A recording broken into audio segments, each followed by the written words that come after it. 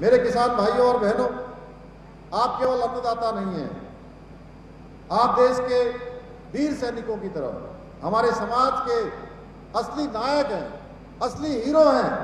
आपकी मेहनत और समर्पण से ही हमारा उत्तराखंड, हमारा देश समृद्ध बन रहा है। आज का भारत आपकी इसी ताकत के दम पर आगे बढ़ रहा है। लेकिन भाइयों बहनों, हमें आत्मचिंतन करने की भी आवश्यकता है। आज के दिन ये प्रश्न बार बार मन में उठता है कि आप दिन रात मेहनत कर रहे हैं, लेकिन अगर खेती का आधार मिट्टी की उर्वरा शक्ति कमजोर हो जाएगी तो आप सभी को अपनी मेहनत का पूरा लाभ नहीं मिल पाएगा। हमारे संस्कार हमें सिखाते हैं कि ये मिट्टी, ये धरती केवल जमीन का टुकड़ा नहीं है, बल्कि धरती हमारी माँ है। यही धरती माँ सदियों से हमारा पेट भरती आई है, हमें अन्न देती आई है और हमारी कई पीढ़ियों का पीढ़ी दर पीढ़ी पालन पोषण करती आई है। लेकिन आज बड़े दुखी मन से ये कहना पड़ रहा है कि आज हमारी ये धरती माँ अंदर से रो रही है। जानते हैं क्यों? क्योंकि नकली खाद, रासायनिक उर्वरक, जहरीले घातक कीटनाशक दवाइयों की वजह से आज हमारी ये धरती माँ बीमार हो गई है। सोचिए, जो माँ हमें जीवन देती है, क्या हम उसे बीमार होने देंगे? क्या हमारा ये कर्तव्य नहीं है कि हम अपनी माँ की रक्षा करें? जरा अपने पुराने समय को याद करिए।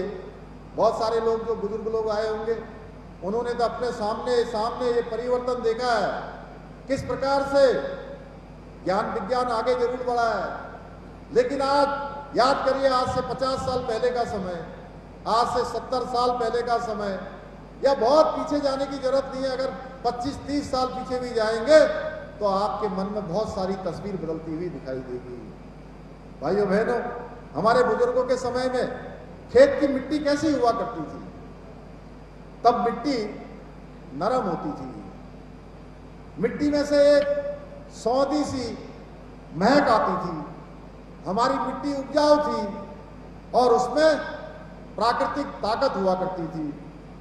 उस मिट्टी से उपजा हुआ अनाज हमारे लिए औषधि हुआ करता था। हमारे लिए उन तमाम जो आज रोग लग रहे हैं, बीमारियां हो रही हैं, उन बीमारियों से बचाने का काम हमारा उस मिट्टी से पैदा हुआ अन्न करता था। लेकिन आज मिट्टी की हालत क्या हो गई है? आज रासायनिक खादों के अत्यधिक उपयोग से हमारे खेतों की मिट्टी कठोर होती जा रही है, इसकी उर्वरा शक्ति कम होती जा रही है।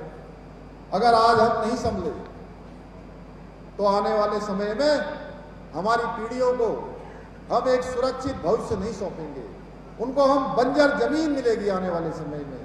ऐसे में हम सबकी सामूहिक जिम्मेदारी बनती है कि अपनी मिट्टी की सेहत को, मिट्टी के स्वास्थ्य को हम सुधारें, उसकी देखभाल करें।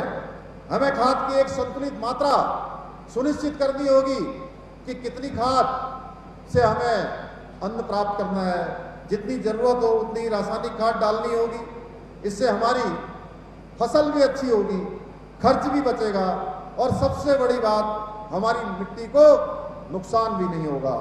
हमें टिकाऊ कृषि पद्धतियां जो हमारे पूर्वजों ने हमको विरासत में दी हैं, हमें उसको अपनाना होगा ताकि हमारे आने वाली पीढ़ियों के लिए स्वस्थ और उत्पादक कृषि भूमि बची रहे। भाइयों बहनों, आप खुद महसूस कर रहे होंगे कि मौसम का चक्र किस प्रकार से बदल गया। कल ही मैं नैनीताल में था, अचानक बारिश होने लगी, उसके बाद मैं थोड़ा आगे आया, शाम होते होते मैं खटीमा पहुंच गया तो मैंने देखा भयंकर गर्मी पड़ रही है। मेरी माँ कह रही थी कि दिन भर आज जो है यहाँ सबसे गर्म दिन था, इतनी गर्मी। और आज सुबह कह रही है मेरे से कि सारे बादल भी हट गए, शाम बादल हो रहे थे और सवेरे जो है धूप निकल आई। भाइयों बहनों, आप देख रहे होंगे किस प्रकार से मौसम का चक्र बदल रहा है। कभी समय से बारिश नहीं होती है, कभी जब बारिश का समय नहीं होता बारिश होने लगती है, और कभी ओलावृष्टि हमारी फसलों को नुकसान पहुंचा देती है। और उत्तराखंड का मुख्य सेवक होने के नाते आप सबकी कृपा से, आप सबके आशीर्वाद से, गोलजू महाराज की कृपा से मैं इस जिम्मेदारी पर काम करता हूं। और जब भी कोई राज्य के अंदर किसी भी स्थान पर कोई प्राकृतिक आपदा आती है, कहीं पर भूस्खलन होता है, कहीं पर अधिक बर्फबारी हो जाती है, तो सबसे ज्यादा दर्द मुझे अगर किसी का होता है तो अपने किसान भाई बहनों का होता है कि उनकी उस समय में उनको कितना बड़ा नुकसान होता है। कभी जंगलों की आग से हमारी खेती को सीधे चोट पहुंचती है। ऊपर से आज पूरी दुनिया आज एक बड़े संकट का सामना कर रही है और वो संकट है जलवायु परिवर्तन का, ग्लोबल वार्मिंग का।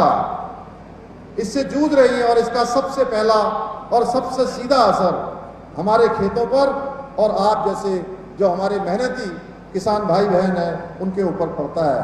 इसलिए आज समय की मांग है, इस समय की चुनौती है कि हम ऐसी खेती की ओर आगे बढ़े जो प्रकृति के अनुकूल हो और किसानों के लिए लाभकारी भी हो। हमें मिट्टी बचानी है, हमें पानी बचाना है, खेतों की लागत भी कम करनी है। भाइयों बहनों, आप देखते होंगे बहुत सारे लोग यहाँ से अल्मोड़ा और अल्मोड़ा से अगर नैनीताल जाते होंगे, हल्द्वानी जाते होंगे या बागेश्वर से अल्मोड़ा की तरफ आते होंगे पहले, तो कितनी जगह पर कितने पानी के स्रोत होते थे। जगह जगह पर पानी के नौले आ रहे हैं, धारे आ रहे हैं, गाड़ हैं, गधेरे हैं। अभी मैं इनसे पूछ रहा था हमारे महेश निहाल जी से और गाड़ी में कैलाश शर्मा जी से कि सरयू में कितना पानी है।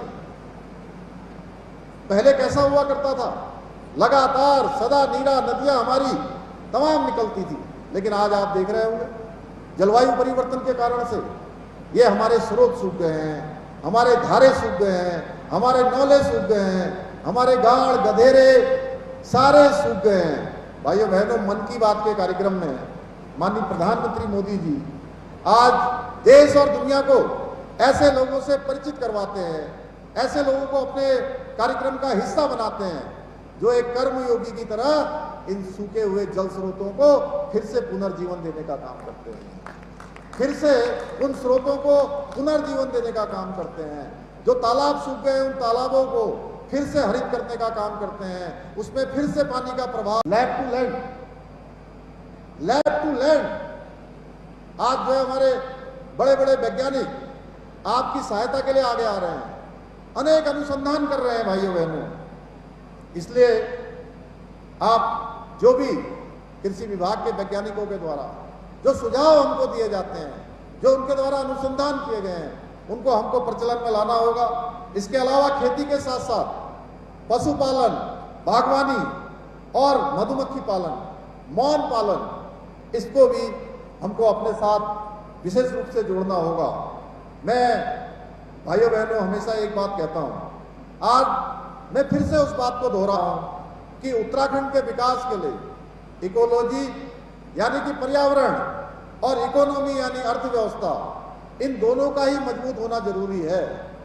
ये दोनों साथ साथ आगे चलने चाहिए। हमारा पर्यावरण भी आगे बढ़ना चाहिए, हमारी आर्थिकी भी बननी चाहिए, हमारा पर्यावरण भी सुरक्षित रहना चाहिए, क्योंकि इन दोनों का संतुलन बेहतर हमको बनाना होगा। अगर हमारी इकोलॉजी बचेगी, हमारी मिट्टी और पानी बचेगा, तभी हमारी इकोनॉमी यानी कि हमारी आर्थिक स्थिति मजबूत होगी। जब हम खेतों में रासायनिक खादों को छोड़कर प्राकृतिक खेती अपनाते हैं तो हम अपनी इकोलॉजी को बचाते हैं, यानी कि हम पर्यावरण का संरक्षण करते हैं। और जब हम वही शुद्ध जैविक अनाज अच्छे दामों पर देश और दुनिया के बाजारों में बेचने के लिए भेजते हैं तो हमारी किसानों की जो इकोनॉमी है यानी कि उनकी आर्थिकी अच्छी होती है, मजबूत होती है, यानी पर्यावरण की रक्षा भी होती है और जेब भी भरती है, घर में समृद्धि आती है। भाइयों बहनों, आदरणीय प्रधानमंत्री मोदी जी के मार्गदर्शन में आज हमारे किसान भाई बहनों के कल्याण के लिए कई ऐतिहासिक काम देश के अंदर हो रहे हैं। प्रधानमंत्री फसल बीमा योजना के माध्यम से हमारे किसानों को प्राकृतिक आपदाओं और रोगों और खरपतवार से होने वाले नुकसानों के लिए एक मजबूत सुरक्षा कवच प्रदान किया जा रहा है। वहीं मृदा स्वास्थ्य कार्ड योजना के लिए उसके जरिए मिट्टी की वैज्ञानिक जांच हो रही है कि जिस मिट्टी में हम अनाज उगाएंगे वो मिट्टी कैसी है, उसकी सेहत कैसी है, जो हम उससे अन्न उगाना चाहते हैं उस अन्न के अनुकूल है कि नहीं है, क्या उसमें अन्न अच्छी मात्रा में हो सकता है कि नहीं हो सकता है। इससे किसान भाइयों को पता चल रहा है कि खेत में किस पोषक तत्व की कमी है और कितनी खाद डालनी है। देश में प्राकृतिक खेती को बढ़ावा देने के साथ साथ सिंचाई सुविधाओं और कृषि तकनीकों पर भी विशेष ध्यान दिया जा रहा है। भाइयों बहनों, आदरणीय प्रधानमंत्री जी के कुशल नेतृत्व और प्रेरणा से हमारी राज्य सरकार भी उत्तराखंड के किसानों की समृद्धि के लिए निरंतर समर्पित भाव से काम कर रही है। हमने किसानों के हित में बड़ा फैसला लेते हुए नहरों से सिंचाई को पूरी तरह से मुक्त कर दिया है। साथ ही किसानों की आय बढ़ाने के लिए हमने बजट में 200 करोड़ रुपए का प्रावधान किया है। मुझे ये बताते हुए खुशी हो रही है कि राज्य में अब तक 115 करोड़ रुपए की सहायता से लगभग 350 पॉली हाउस स्थापित किए जा चुके हैं। हमारे पहाड़ी क्षेत्रों में बारिश के भरोसे खेती होती है, इसलिए हमने 1000 करोड़ रुपए की लागत से Uttarakhand climate responsible rain fade farming project को मंजूरी दी है। वहीं फलों के उत्पादन को बढ़ावा देने के लिए 1200 करोड़ रुपए की लागत से नई सेब नीति, नई कीवी नीति, ड्रैगन फ्रूट नीति और स्टेट मिलेट मिशन जैसी योजनाएं लागू की हैं। और इन योजनाओं में बागवानी के लिए किसानों को 80% तक की भारी सब्सिडी भी दी जा रही है। इसके साथ ही हमारे किसानों की फसल बर्बाद न हो, उनको सही दाम मिले, बाजार में उनकी फसल उचित मूल्य पर जाए, इसके लिए जगह जगह हमने cold chain, cold storage, CA storage और मेगा फूड पार्क स्थापित किए हैं। इतना ही नहीं, अभी हमारे गणेश जोशी जी यहाँ पर बैठे हैं, अभी हमने एक नया काम भी शुरू किया है। हमारे सचिव महोदय यहाँ पर हैं, इन लोगों ने हमारे वहाँ सेलाकुई में, देहरादून में सघन खेती को बढ़ावा देने के लिए राज्य में जिसकी हमारी बहुत बड़ा पोटेंशियल है, बहुत संभावनाएं हैं, हमने महक क्रांति नीति को भी लागू किया है कि जितने सुगंधित हमारे औषधियां